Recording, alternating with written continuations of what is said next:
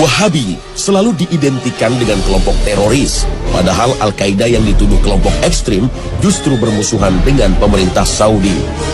Para ulama Saudi yang dituduh Wahabi sesungguhnya ulama yang mengikuti prinsip salafus soleh, antara lain melarang umat Islam berunjuk rasa, apalagi memberontak kepada penguasa muslim.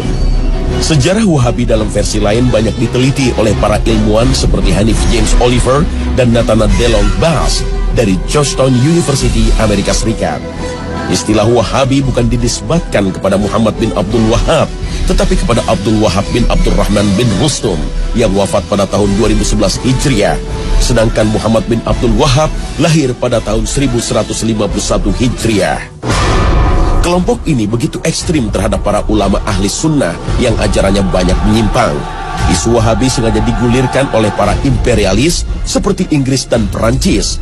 Bahkan di Indonesia, imam bonjol yang mengobarkan perang Padri dituduh sebagai Wahabi karena dakwahnya membongkar kebiasaan kaum adat. Karena itulah Wahabi diisukan sebagai kelompok sesat.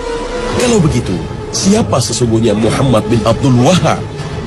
Muhammad bin Abdul Wahab bin Sulaiman bin Ali bin Muhammad bin Ahmad bin Rashid bin Barra bin Mushrif At-Tamimi lahir pada tahun 1694 Masehi di kota Uyainiyah yang masih masuk wilayah Najd sebelah barat kota Riyadh. Beliau banyak belajar fikih mazhab Hambali dan sangat tertarik mempelajari kitab-kitab Syekhul Islam Ibnu Taimiyah dan muridnya Ibnu Qayyim rahimahullah. Di Madinah, beliau berguru kepada Asy-Syaikh Abdullah bin Ibrahim bin Saif An-Najdi dan Asy-Syaikh Muhammad Hayah bin Ibrahim As-Sindi. Dalam dakwahnya, Muhammad bin Abdul Wahab sangat mementingkan masalah akidah yang lurus untuk membebaskan umat Islam dari syirik, bid'ah, dan khurafat. Pada saat itu, kuburan sahabat Nabi banyak dikeramatkan, diagungkan, bahkan dijadikan tempat untuk meminta-minta.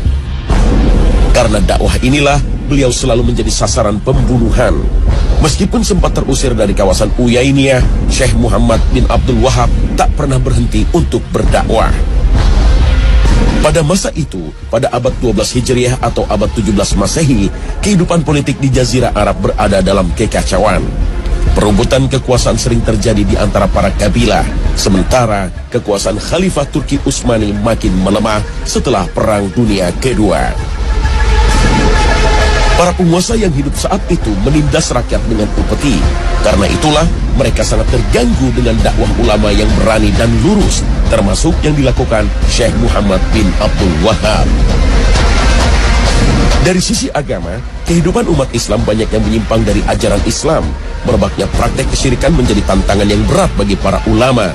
Beruntung, dakwah Muhammad bin Abdul Wahab mendapat dukungan Abdul Aziz bin Saud, pendiri kerajaan Saudi, hingga mampu memberantas kesyirikan dan menegakkan ajaran tauhid. Namun di sisi lain, ada penyeragaman pemahaman keagamaan, baik dari sisi akidah maupun fikih yang hanya mengikuti mazhab Hambali. Karena itulah memicu resistensi dari sebagian ulama yang berbeda faham.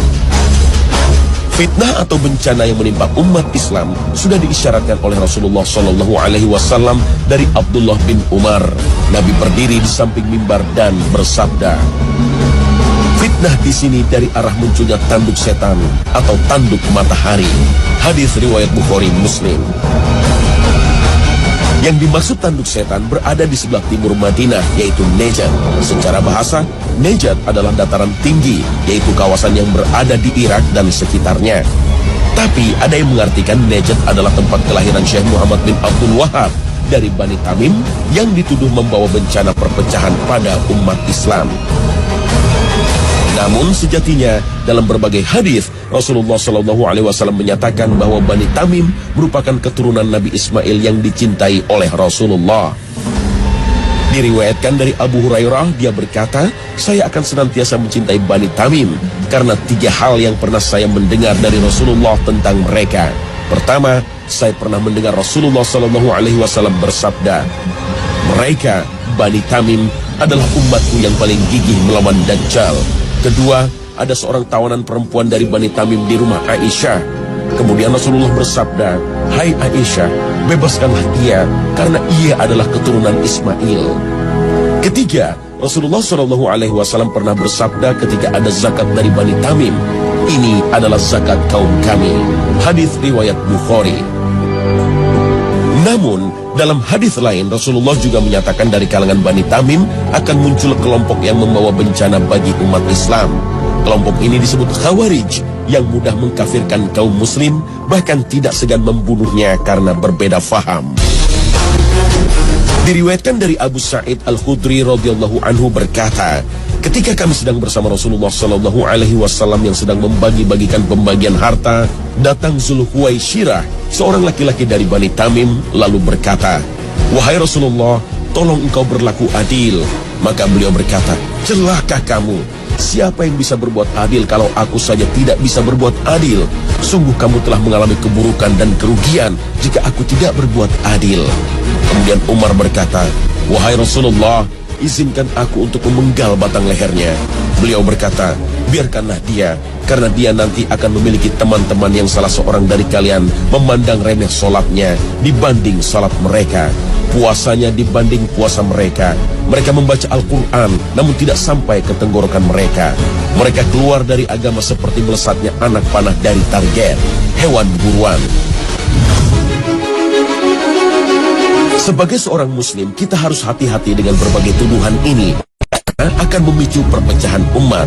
Allah Ta'ala berfirman, "Ya ayyuhalladzina amanu in ja'akum fasiqun binaba'in فتبينوا أن تصيبوا قوما بجهالة فتصبحوا نادمين. Untuk memahami pemikiran Syekh Muhammad bin Abdul Wahab tidaklah sulit. Berbagai buku karyanya bisa dijadikan rujukan hingga kita tidak mudah terbawa isu negatif.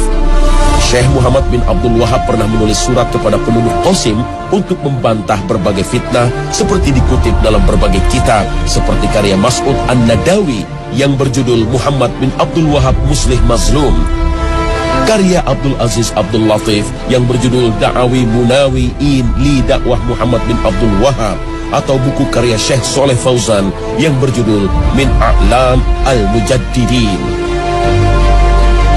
Salah satu yang dibantah beliau adalah tuduhan bahwa dirinya mengingkari berbagai kitab imam mazhab dan mengatakan bahwa perbedaan pendapat antara para ulama sebagai bencana.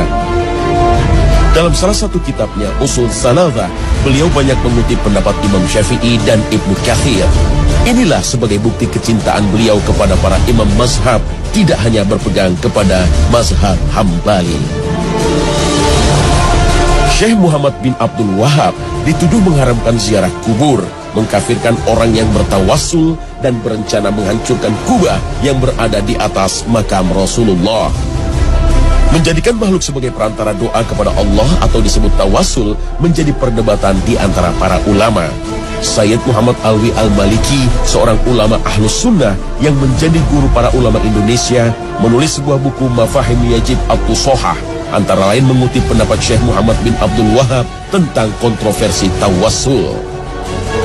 Sebagian membolehkan tawassul kepada orang-orang soleh, dan sebagian lagi mengkhususkan hanya kepada Nabi Muhammad SAW, dan kebanyakan ulama melarang hal itu dan memakruhkannya.